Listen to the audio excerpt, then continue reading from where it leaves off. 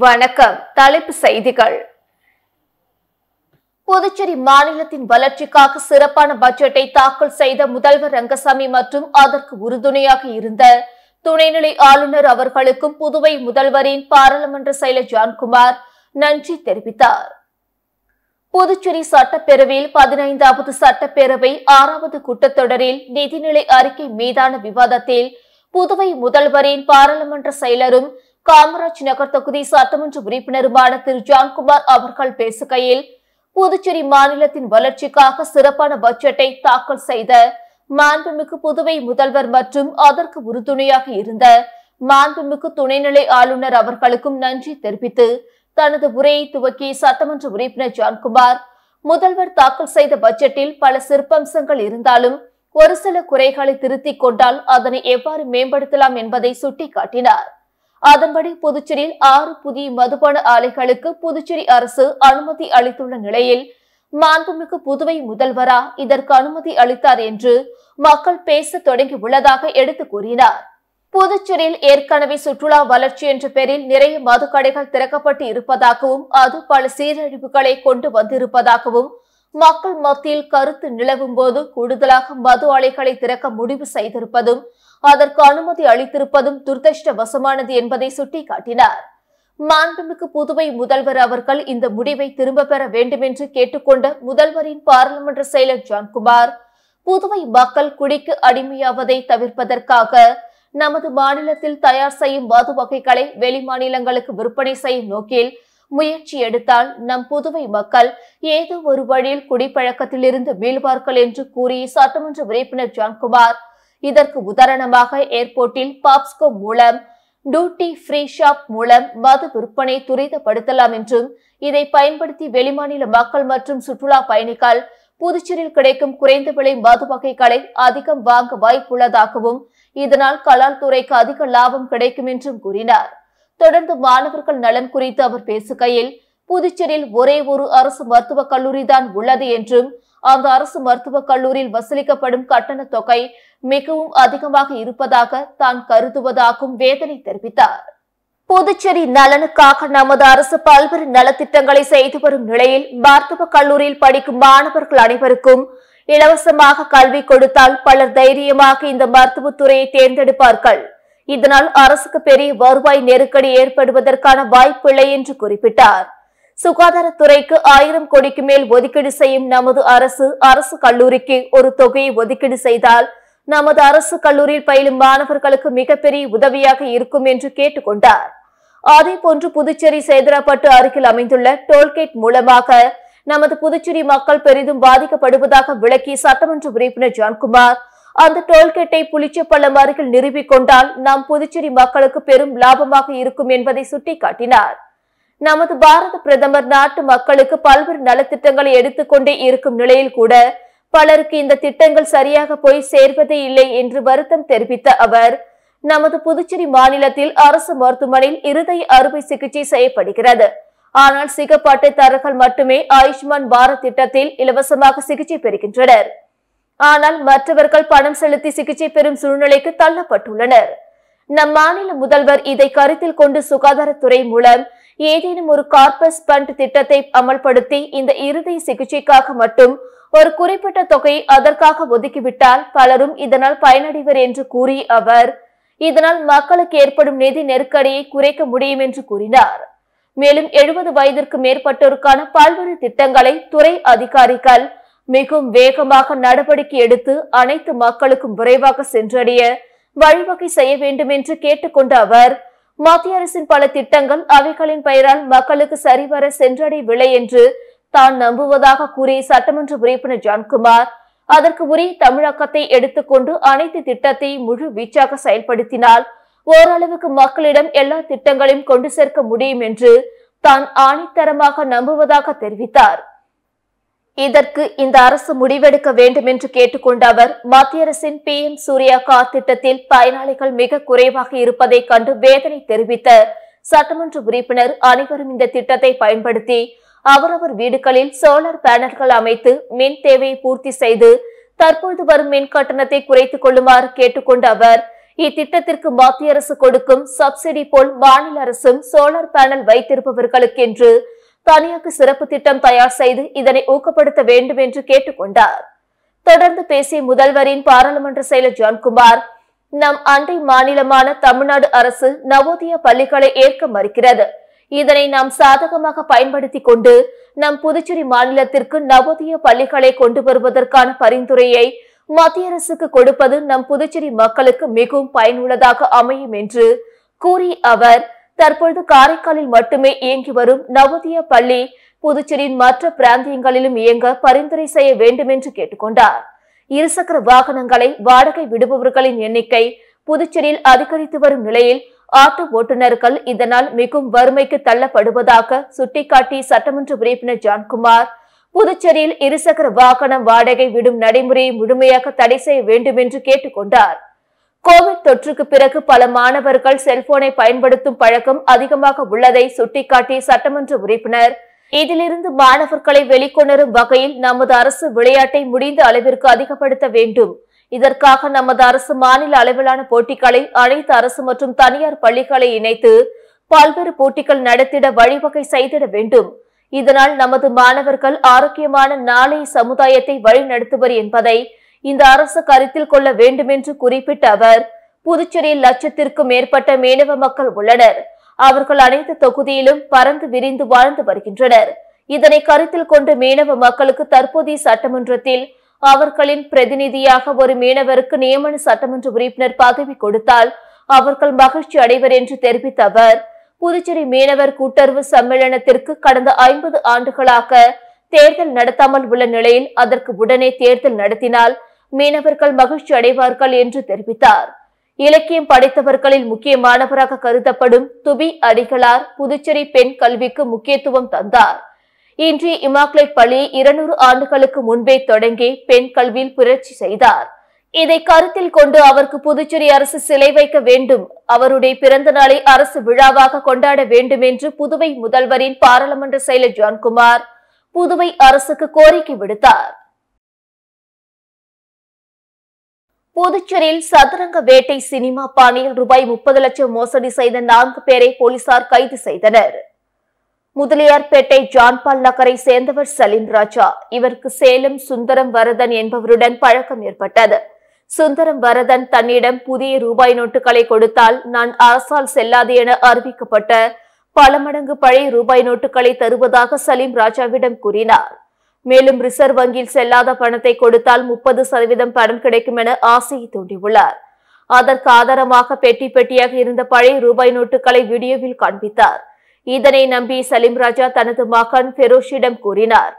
அதற்கு ஃபெரோஷ் சம்மதம் தெரிவித்தார். இது குறித்து ஃபெரோஷ் நண்பர்களான உதயா, சதீஷ், தினகரன் ஆகியோரிடம் கூறியுள்ளார். இதனை நம்பிய மூவரும் தங்களிடம் உள்ள பணத்தை கொடுத்து பழைய பணம் வாங்க முடிவு செய்து மொத்தமாக ரூபாய் 30 லட்சம் திரட்டி சலீம் ராஜா மூலமாக சுந்தரத்திடம் ஒப்படைத்தனர். அவர்களுக்கு சுந்தரம் செல்லாத பணம் ரூபாய் 2 கோடி தருவதாக கூறினார். ஆனால் பணத்தை கொடுக்காமல் இழுத்தடித்து வந்தார். இது தொடர்பாக தினகரன் கொடுத்த புகாரின் பேரில் முதலியார்பேட்டை இன்ஸ்பெக்டர் கண்ணன் வழக்கு பதிந்து வழக்கில் தொடர்புடைய ரியல் எஸ்டேட் புரோக்கர்களான சுந்தரவரதன், சென்னை அசோக் நகர் ராமானுஜம், கோயம்புத்தூர் மேட்டுப்பாளையம் சந்தானம், சலீம் ராஜா ஆகியோரை கைது செய்து கோர்ட்டில் ஆஜர்படுத்தி காலாப்பட்டு சிறையில் அடைத்தனர். சதுரங்க வேட்டை சினிமா பாணியில் ரூபாய் 30 லட்சம் மோசடி நடந்த சம்பவம் பரபரப்பை ஏற்படுத்தி உள்ளது. புதுச்சேரியில் சைக்கிளில் சாலை கடக்க முயன்ற முதியவர் மீது அதிவேகமாக வந்த பைக் மோதியதில் 2 பேரும் தூக்கி வீசப்பட்ட நிலையில் சிகிச்சை பலனின்றி பைக்கில் வந்த வாலிபர் உயிரிழந்த சம்பவத்தில் சிசிடிவி காட்சிகள் வெளியாகி அதிர்ச்சியை ஏற்படுத்தியுள்ளது. புதுச்சேரி கோவிந்த சாலை பகுதியை சேர்ந்த முதியவர் அமலநாதன் கடந்த 12ஆம் தேதி அதிகாலை காமராஜர் சாலையில் இருந்து கோவிந்த சாலை சந்திப்பு அருகே சைக்கிளில் சாலை கடக்க முயற்சி செய்தார். தற்போது அதிவேகமாக வந்த பைக் சைக்கிள் மீது மோதியதில் பைக்கில் வந்த மனோஜ்குமார் மற்றும் சைக்கிளில் வந்த அமலநாதன் ஆகியோர் தூக்கி வீசப்பட்டு படுகாயமடைந்தனர். உடனே அங்கிருந்த பொதுமக்கள் இருவரையும் மீட்டு புதுச்சேரி அரசு மருத்துவமனையில் சிகிச்சைக்காக அனுமதித்தனர். அங்கு இருவருக்கும் தீவிர சிகிச்சை பிரிவில் சிகிச்சை அளிக்கப்பட்டு வந்தது. மனோஜ்குமாருக்கு கடந்த 3 நாட்களாக தீவிர சிகிச்சை அளித்தும் பலனின்றி பரிதாபமாக உயிரிழந்தார். இச்சம்பவம் குறித்து கிழக்கு போக்குவரத்து போலீசார் வழக்கு பதிவு செய்து விசாரணை நடத்தி வருகின்றனர். இந்த நிலையில் விபத்து குறித்து சிசிடிவி காட்சி தற்போது வெளியாகி பரபரப்பை ஏற்படுத்தியுள்ளது. அதில் அதிவேகமாக பைக்கில் வந்த மனோஜ்குமார் கண்ணிமைக்கும் நேரத்தில் சைக்கிளில் சாலையை கடக்க முயன்ற அமலநாதன் மீது மோதி இருவரும் தூக்கி வீசப்பட்டு சாலையில் தரத்தரவென இழுத்து செல்லும் பரபரக்கும் காட்சிகள் பதிவாகியுள்ளது. புதுச்சேரி பாகூர் தொகுதியில் உள்ள பெண்ணையாறு கரைகளை மேம்படுத்தும் பணிக்கான பூமி பூஜையில் முதல்வர் ரங்கசாமி கலந்து கொண்டு பணிகளை துவக்கி வைத்தார். புதுவையில் இரு பெரும் நதிகளில் ஒன்றான பெண்ணையாறு தமிழக எல்லை பகுதியை ஒட்டியுள்ள கொம்பந்தான்மேடு கிராமம் வழியாக பாய்கிறது. இந்த ஆற்றில் மழை காலங்களில் பெருகும் நல்ல நீரை தேக்கி வைக்கும் விதமாக 2011ஆம் ஆண்டு கொம்பந்தான்மேடு மற்றும் கடலூர் பகுதிகளை இணைக்கும் விதமாக தடுப்பணை கட்டப்பட்டது. இந்த அணையின் சில இடங்களில் அடுத்தடுத்து ஏற்பட்ட வெள்ளப்பெருக்கினால் சேதம் அடைந்தது. பின் செப்பனிடப்பட்டது. தற்பொழுது கடந்த நவம்பர் மாதம் ஏற்பட்ட புயல் மற்றும் சாத்தனூர் அணையிலிருந்து திறந்துவிடப்பட்ட பெருமளவு நீரினால் அணையின் மேற்கு பகுதி கரைகள் உடைந்து மிகப்பெரிய அரிமானம் ஏற்பட்டு வெள்ளம் அருகில் உள்ள கிராமங்களை சூழ்ந்து மக்கள் மிகுந்த சிரமத்திற்கு உள்ளாகினர். உடைந்த கரைகளை செம்மைப்படுத்துவதற்கு வெள்ள தடுப்பு சுவர் அமைக்க மற்றும் அணைக்கட்டில் உள்ள சிறு சேதங்களை சீர்படுத்தி செம்மைப்படுத்த மதிப்பீடு செய்யப்பட்டு ரூபாய் 10.83 கோடியில் மேற்கொள்ள பணிக்கான பூமி பூஜை விழா நடைபெற்றது. நிகழ்ச்சியில் சிறப்பு விருந்தினராக முதல்வர் ரங்கசாமி கலந்து கொண்டு பணியினை பூமி பூஜை செய்து தொடங்கி வைத்தார். நிகழ்ச்சியின் போது பொதுப்பணித்துறை அமைச்சர் லட்சுமி நாராயணன், பாகூர் தொகுதி சட்டமன்ற உறுப்பினர் செந்தில்குமார், பொதுப்பணித்துறை தலைமை பொறியாளர் தீனதயாளன், பொதுப்பணித்துறை கண்காணிப்பு பொறியாளர் வீரசெல்வம், பொதுப்பணித்துறை செயற்பொறியாளர் ராதாகிருஷ்ணன், உதவி பொறியாளர் செல்வராசு, இளநிலை பொறியாளர் ஜெயரமணன் மற்றும் ஊர் பொதுமக்கள் திரளாக கலந்து கொண்டனர். புதுச்சேரியில் ஸ்கூட்டரில் சென்ற பள்ளி ஆசிரியரிடம் ஒரே பைக்கில் வந்த 4 பேர் செயின் பறிக்க முயன்ற சம்பவத்தின் சிசிடிவி காட்சிகள் வெளியாகி அதிர்ச்சியை ஏற்படுத்தியுள்ளது. புதுச்சேரி கிருமாம்பாக்கம் காட்டுக்குப்பம் அடுத்த பாரதியார் வீதியை சேர்ந்தவர் கமாலுதீன்.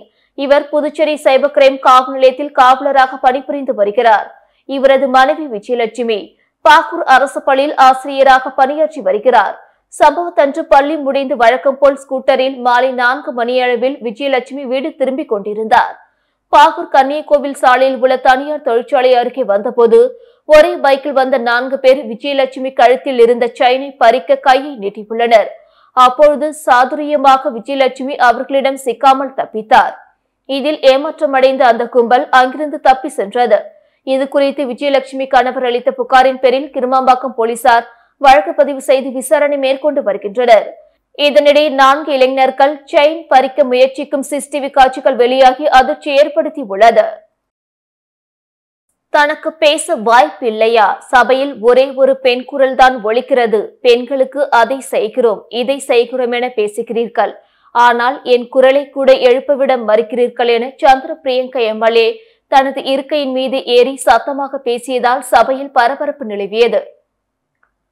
புதுச்சேரி சட்டசபையில் கேள்வி நேரத்தில் என்ஆர் காங்கிரஸ் எம்எல்ஏ சந்திர பிரியங்கா, புதிய கல்விக் கொள்கை அமல்படுத்தப்பட்டுள்ளதால் இந்த கல்வியாண்டு முதல் புதிய கல்விக் கொள்கையில் குறிப்பிடப்பட்டுள்ள பல்வேறு தொழில் சார்ந்த படிப்புகளை, இதர கலைகளை கற்றுத்தர பயிற்றுநர்கள், பயிற்சி கூடங்கள் உள்ளிட்ட கட்டமைப்புகள் அனைத்து பள்ளிகளிலும் உருவாக்கப்பட்டுள்ளதா என கேள்வி எழுப்பினார். மேலும் 5ஆம் வகுப்பிலேயே தொழில் படிப்புக்கு பயிற்சி அளிக்கப்படும் என புதிய கல்விக் கொள்கையில் உள்ளது. இதனால் மாணவர்கள் பயிற்சி கூடங்களுக்கு செல்வார்கள். அப்படி தொழில் கற்கும் மாணவர்கள் மீண்டும் பள்ளிக்கு வராமல் சம்பாதிக்க சென்று விடுவார்கள். இதை 9ஆம் வகுப்புக்கு மேல் என மாற்றியமைக்க வேண்டும் என்றார். இதற்கு திமுக, காங்கிரஸ் கடும் எதிர்ப்பு தெரிவித்தனர். இவர்களுக்கு எதிர்ப்பாக ஆளும் கட்சி எம்எல்ஏக்களும் பேசியதால் சபையில் கடும் கூச்சல், குழப்பம் ஏற்பட்டது. அப்பொழுது தனக்கு பேச வாய்ப்பில்லையா? சபையில் ஒரே ஒரு பெண் குரல் தான் ஒலிக்கிறது. பெண்களுக்கு அதை செய்கிறோம், இதை செய்கிறோம் என பேசுகிறீர்கள். ஆனால் என் குரலை கூட எழுப்பவிட மறுக்கிறீர்கள் என தனது இருக்கையின் மீது ஏறி சத்தமாக பேசினார். இதனால் பேரவையில் பெரும் பரபரப்பு நிலவியது. புதுச்சேரியில் வாழ்நாள் முழுவதும் செல்லுபடியாகும் வகையில் நிரந்தர ஜாதி சான்றிதழ் வழங்கப்படும் என முதலமைச்சர் ரங்கசாமி அறிவித்துள்ளார். புதுச்சேரி சட்டப்பேரவை கூட்டத்தொடரில் முதலமைச்சர் ரங்கசாமி இன்று பல்வேறு அறிவிப்புகளை வெளியிட்டார். அதன்படி திமுக உறுப்பினர்களின் கோரிக்கை ஏற்று புதுச்சேரியில் ஏதாவது ஒரு இடத்திற்கு கலைஞர் பெயர் சூட்டப்படும் என அறிவித்தார். மேலும் வாழ்நாள் முழுவதும் செல்லும்படியாகும் நிரந்தர ஜாதி சான்றிதழ் வழங்கப்படும் என அறிவித்தார். பெஞ்சல் புயல் மற்றும் மழையால் பாதிக்கப்பட்ட வீடுகளுக்கு மீட்பு மற்றும் சீரமைப்பு செய்வதற்கு நிவாரண நிதி வழங்கப்பட உள்ளது.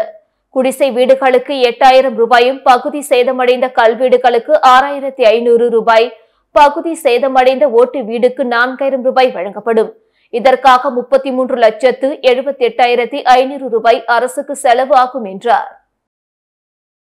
புதுச்சேரியில் புதிய மதுபான தொழிற்சாலை வருவதற்கு எதிர்ப்பு தெரிவித்தும் ஆளுநர் இதற்கு அனுமதி தரக்கூடாது என கோரி காங்கிரஸ் சட்டமன்ற உறுப்பினர்கள் பேரவையிலிருந்து வெளிநடப்பு செய்தனர். புதுச்சேரி சட்டப்பேரவை கூட்டத்தொடர் பொது விவாதத்தின் போது பேசிய காங்கிரஸ் சட்டமன்ற கட்சி தலைவர் வைத்தியநாதன், ரமேஷ் பரம்பத் எம்எல்ஏ ஆகியோர் புதிய மதுபான தொழிற்சாலைக்கும் புதிய மதுபான கொள்கைக்கு எதிர்ப்பு தெரிவித்தும் பேரவையிலிருந்து வெளிநடப்பு செய்தனர். இதுகுறித்து காங்கிரஸ் சட்டமன்ற கட்சி தலைவர் வைத்தியநாதன் செய்தியாளர்களிடம் கூறுகையில், புதிய மதுபான ஆலைக்கு முதலமைச்சர் அனுமதி அளிக்கிறார். இதற்கு காங்கிரஸ் கட்சி எதிர்ப்பு தெரிவிக்கிறது. புதிய மதுபான ஆலையால் நீர் ஆதாரம் பாதிக்கப்படும். எனவே ஆளுநரும் இதற்கு அனுமதி அளிக்கக்கூடாது. இதனால் புதுச்சேரிக்கு வருமானம் அதிகம் கிடைக்காது. புதிய மதுபான தொழிற்சாலை வரக்கூடாது என்பதுதான் காங்கிரஸ் கட்சியின் நிலைப்பாடு என பேசினார். புதுச்சேரியில் மதுபோதையில் அரசு பேருந்து கண்ணாடியை கல்வீசி உடைத்து ரகளில் ஈடுபட்ட வாலிபரை போலீசார் கைது செய்தனர். புதுச்சேரி சாலை போக்குவரத்து கழகம் மூலம் பிஆர்டிசி பேருந்து இயக்கப்பட்டு வருகிறது. நேற்று மாலை தற்காலிக பேருந்து நிலையத்திலிருந்து பிஆர்டிசி பேருந்து வீராம்பட்டினம் நோக்கி சென்று கொண்டிருந்தது. அப்பொழுது பேருந்தை பின்தொடர்ந்து பைக்கில் வந்த வாலிபர் ஒருவர் முந்தி செல்ல முயன்றார். மரப்பாலம் வரை அவரால் பேருந்தை முந்த முடியவில்லை. ஆத்திரமடைந்த அந்த வாலிபர் மரப்பாலம் பேருந்து நிறுத்தத்தில் நின்ற பேருந்து முன்னாடி பைக்கை நிறுத்தி ஓட்டுநர் ராஜ் மோகனிடம் தகராறில் ஈடுபட்டார். மேலும் ஆத்திரமடைந்த வாலிபர் கருங்கல்லை வீசி பேருந்தின் பின்பக்க கண்ணாடியை உடைத்தார். இது குறித்து தகவல் அறிந்த முதலியார்பேட்டை போலீசார் சம்பவ இடத்திற்கு விரைந்து வந்து வாலிபரை பிடித்து காவல் நிலையம் அழைத்து சென்று விசாரணை மேற்கொண்டனர். விசாரணையில் திண்டிவனத்தை சேர்ந்த விக்னேஷ் என்பதும் புதுச்சேரியில் இறைச்சி கடை ஒன்றில் தங்கி வேலை செய்வதும் தெரிய வந்தது. இதனையடுத்து ஓட்டுநர் ராஜ்மோகன் புகாரின் பேரில் போலீசார் வழக்கு பதிவு செய்து விக்னேஷை சிறையில் அடைத்தனர். காரைக்காலில் மீண்டும் பணி வழங்க வலியுறுத்தி பொதுப்பணித்துறை பணி நீக்க ஊழியர்கள் கண்களில் கருப்பு துணி கட்டி நீதி கேட்கும் போராட்டத்தில் ஈடுபட்டனர். புதுச்சேரி பொதுப்பணித்துறை மற்றும் காமராஜர் வேளாண் அறிவியல் நிலையத்தில் கடந்த 2016ஆம் ஆண்டு பணியமர்த்தப்பட்ட 1000க்கும் மேற்பட்ட வவுச்சர் ஊழியர்கள் தேர்தல் துறை மூலம் பணி நீக்கம் செய்யப்பட்டனர். இதனையடுத்து அவர்கள் மீண்டும் பணி வழங்க வலியுறுத்தி தொடர் போராட்டங்களில் ஈடுபட்டு வந்த நிலையில் பணி நீக்கம் செய்யப்பட்ட ஊழியர்களுக்கு மீண்டும் பணி வழங்கப்படும் என முதலமைச்சர் ரங்கசாமி கடந்த 2 ஆண்டுகளுக்கு முன்பு சட்டப்பேரவை கூட்டத்தொடரில் அறிவித்தார். ஆனால் இதுவரை அவர்களுக்கு பணி வழங்கப்படவில்லை. அதனைத் தொடர்ந்து பல ஆண்டுகளாக அவர்கள் போராட்டத்தில் ஈடுபட்டு வருகின்றனர். இந்த நிலையில் பணி நீக்க ஊழியர்களின் ஒருங்கிணைப்பாளர் தெய்வீகன் தலைமையில் 100க்கும் மேற்பட்ட பணி நீக்கப்பட்ட ஊழியர்கள் காரைக்கால் மாவட்டத்தில் உள்ள கடற்கரை சாலையில் கண்ணில் கருப்பு துணி கட்டிக்கொண்டு நீதி கேட்டு நூதன ஆர்ப்பாட்டத்தில் ஈடுபட்டனர். இந்த பட்ஜெட் கூட்டத்தொடரில் கொள்கை முடிவு எடுத்து பணி வழங்காவிட்டால் மாநிலம் ஸ்தம்பிக்கும் வகையில் போராட்டத்தில் ஈடுபடுவோம் என எச்சரிக்கை விடுத்தனர். புதுச்சேரி அடுத்த கீழ் புத்துப்பட்டு மதுராச்சாவடி அங்காள பரமேஸ்வரி அம்மன் ஆலயத்தில் நடைபெற்ற ரத உற்சவம் மற்றும் மயான கொலை திருவிழாவில் திரளான பக்தர்கள் கலந்து கொண்டு சுவாமி தரிசனம் செய்தனர்.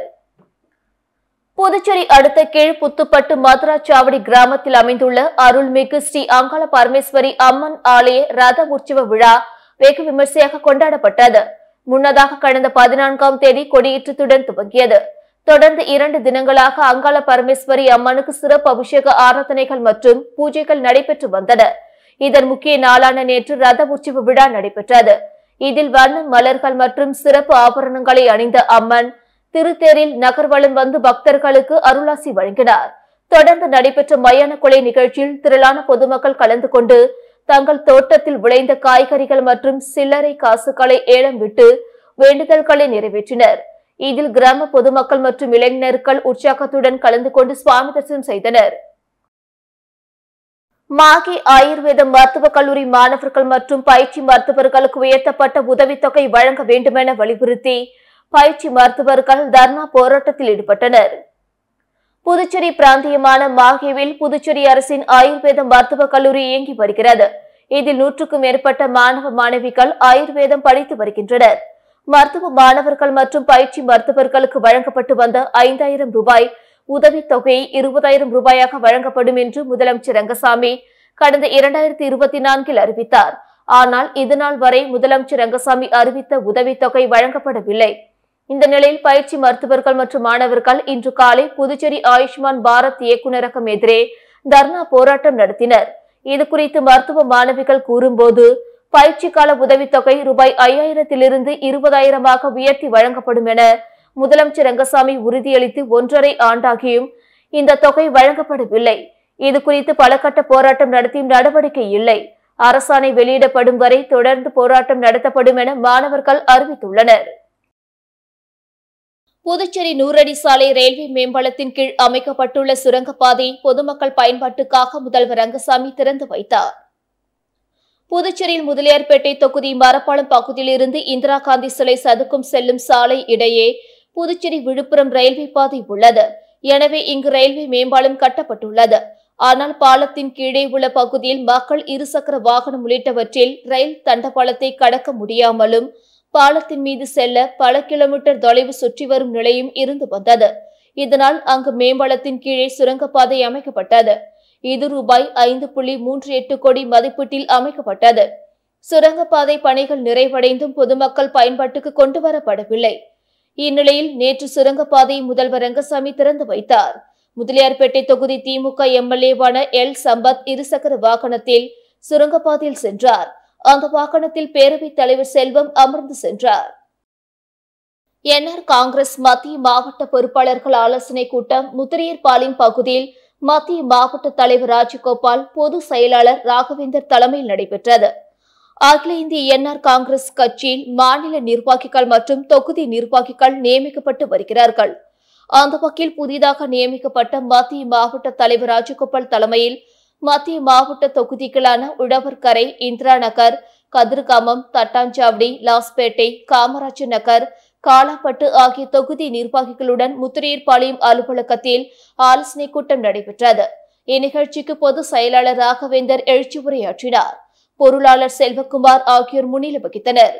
மாநில பொதுச் செயலாளர் NS ஜெயபால் சிறப்பு விருந்தினராக கலந்து கொண்டு பொறுப்பாளர்கள் மத்தியில் சிறப்புரையாற்றினார். கூட்டத்தில் வருகின்ற சட்டமன்ற தேர்தலில் என்ஆர் காங்கிரஸ் கட்சி போட்டியிடும் அனைத்து இடங்களையும் கைப்பற்ற வேண்டும் உட்பட பல்வேறு தீர்மானங்கள் நிறைவேற்றப்பட்டன. திருபுவனை சட்டமன்ற தொகுதிக்குட்பட்ட பல்வேறு பகுதிகளில் மகளிர் தின விழாவினை முன்னிட்டு நடைபெற்ற பல்வேறு போட்டிகளில் வெற்றி பெற்றவர்களுக்கு சட்டமன்ற உறுப்பினர் அங்காளன் பரிசுகளை வழங்கி பாராட்டினார்.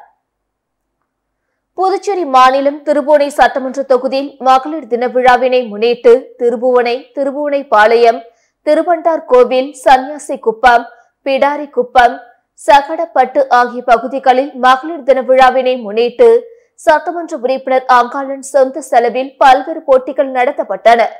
இப்போட்டியில் திரளான பெண்கள் மற்றும் ஏராளமான சிறுமிகள் கலந்து கொண்டு பல்வேறு போட்டிகளில் பங்கேற்று வெற்றி பெற்றனர்.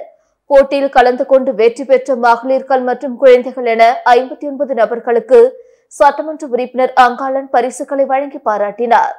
மேலும் இந்நிகழ்ச்சியில் உதவி ஆய்வாளர் பிரியா சிறப்பு விருந்தினராக கலந்து கொண்டு சிறப்பித்தார். மகளிர் தின விழாவினை முன்னிட்டு நடைபெற்ற இப்போட்டியில் ஏராளமான பெண்கள் கலந்து கொண்டு சிறப்பித்தனர். துத்திப்பட்டு திருப்பூர் குமரன் அரசு தொடக்கப்பள்ளி நடைபெற்ற ஆண்டு விழாவில் பல்வேறு போட்டிகளில் வெற்றி பெற்ற மாணவர்களுக்கு வட்ட ஆய்வாளர் சொக்கலிங்கம் பரிசுகள் வழங்கி பாராட்டினார். புதுச்சேரி துத்திப்பட்டில் உள்ள திருப்பூர் குமரன் அரசு தொடக்கப்பள்ளியில் ஆண்டு விழா மற்றும் பரிசளிப்பு விழா வெகு விமர்சையாக நடைபெற்றது. பள்ளியின் தலைமையாசிரியை தேன்மொழி தலைமையில் நடைபெற்ற விழாவில் சிறப்பு விருந்தினராக 5ஆம் வட்ட ஆய்வாளர் சொக்கலிங்கம், துத்திப்பட்டு ஊர் பிரமுகர் ராதாகிருஷ்ணன், பேங்க் ஆஃப் பரோடா மேலாளர் சீனிவாசன், பள்ளி மேலாண்மை குழு தலைவி அன்பரசி ஆகியோர் சிறப்பு விருந்தினர்களாக கலந்து கொண்டு பல்வேறு போட்டிகளில் வெற்றி பெற்ற மாணவர்களுக்கு பரிசுகளை வழங்கி பாராட்டினார்கள். முன்னதாக மாணவ மாணவிகளின் கலை நிகழ்ச்சி நடைபெற்றது. நிகழ்ச்சிக்கான ஏற்பாடுகளை பள்ளியின் இருபால் ஆசிரியர்கள் செய்திருந்தனர்.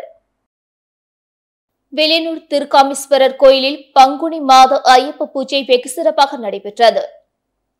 புதுச்சேரி மாநிலம் வெளியனூர் பகுதியில் பிரசித்தி பெற்ற அருள்மிகு ஸ்ரீ கோகிலாம்பிகை உடனுரை ஸ்ரீ திருக்காமீஸ்வரர் ஆலயம் அமைந்துள்ளது. இவ்வாலயத்தில் எழுந்தருளி இருக்கும் ஸ்ரீ தர்ம சாஸ்தா ஐயப்பன் சுவாமிக்கு ஒவ்வொரு மாதமும் பூஜைகள் நடைபெறுவது வழக்கம். அதன் ஒரு பகுதியாக ஆண்டுதோறும் நடைபெறும் மாத பூஜை நடைபெற்றது. முன்னதாக ஐயப்பன் சுவாமிக்கு பால், தயிர், இளநீர், சந்தனம், விபூதி, பழங்கள், தேன் அபிஷேகத்தூள், பழச்சாறுகள், பஞ்சாமிர்தம், நெய் உள்ளிட்ட பல்வேறு வாசனை திரவியங்களால் அபிஷேகம் செய்யப்பட்டு அலங்காரம் செய்து மகா தீபார்த்தனை காண்பிக்கப்பட்டது. இதில் பக்தர்கள் திரளானோர் கலந்து கொண்டு சுவாமி தரிசனம் செய்தனர். தொடர்ந்து பூஜையில் கலந்து கொண்ட பக்தர்கள் அனைவருக்கும் அன்னதானம் வழங்கப்பட்டது. ஏரிப்பாக்கம் தனியார் தொழிற்சாலை ஊழியர்கள் நுழைவாயில் பகுதியில் அமர்ந்து வங்கிக்கு எதிராக தர்ணாவில் ஈடுபட்டனர். புதுவை மாநிலம் நெட்டப்பாக்கம் அருகே உள்ள ஏரிப்பாக்கம் தனியார் இரும்பு தயாரிக்கும் தொழிற்சாலையில் 200க்கும் மேற்பட்ட உள்ளூர் மற்றும் வடமாநில தொழிலாளர்கள் பணிபுரிந்து வருகின்றனர். தொழிற்சாலை நிர்வாகம் தனியார் வங்கியில் கடன் பெற்றிருந்த நிலையில் கடனை செலுத்த கால தாமதமான காரணத்தினால் வங்கியானது ஜப்தி நடவடிக்கையில் ஈடுபட்டது. இந்நிலையில் தொழிற்சாலையில் பணிபுரியும் ஊழியர்கள் தங்கள் வாழ்வாதாரம் பாதிக்கப்படும் என்று கருதி இன்று காலை 9 மணி அளவில் வாசலின் நுழைவாயில் பகுதியில் அமர்ந்து தர்ணா போராட்டத்தில் ஈடுபட்டனர். மேற்கொண்டு தொழிற்சாலைக்குள் யாரும் செல்லாத வகையில் பூட்டு போட்டுள்ளனர். இது குறித்து தகவல் அறிந்த நெட்டப்பாக்கம் சப் இன்ஸ்பெக்டர் வீரபத்திரன் மற்றும் போலீசார் ஊழியர்களிடம் பேச்சுவார்த்தை நடத்தினர். தனியார் வங்கியானது தொழிற்சாலை நிர்வாகத்திடம் சமரசம் பேசி தீர்வு காண முயற்சிக்க வேண்டும் என்றும் ஜப்தி நடவடிக்கையில் ஈடுபட வேண்டாம் என்றும் தொடர்ந்து தர்ணா போராட்டத்தில் ஈடுபட்டனர். மேற்கொண்டு 6 மாதம் ஊதியமானது ஊழியர்களுக்கு நிலுவையில் இருக்கின்றது. தொழிலாளர்கள் தொடர்ந்து தொழிற்சாலை நிர்வாகத்திடம் ஊதியத்தை கேட்டு வருகின்றனர். திடீரென்று வங்கியானது ஜப்தி நடவடிக்கையில் ஈடுபட்டால் தொழிற்சாலையில் பணிபுரியும் தொழிலாளர்களின் குடும்பம் பாதிக்கப்படுவதோடு 6 மாத ஊதியம் யார் வழங்குவது என்ற குழப்பத்தோடு தொழிலாளர்கள் தர்ணா போராட்டத்தில் ஈடுபட்டு வருகின்றனர். இத்துடன் செய்திகள் நிறைவடைந்தன. வணக்கம்.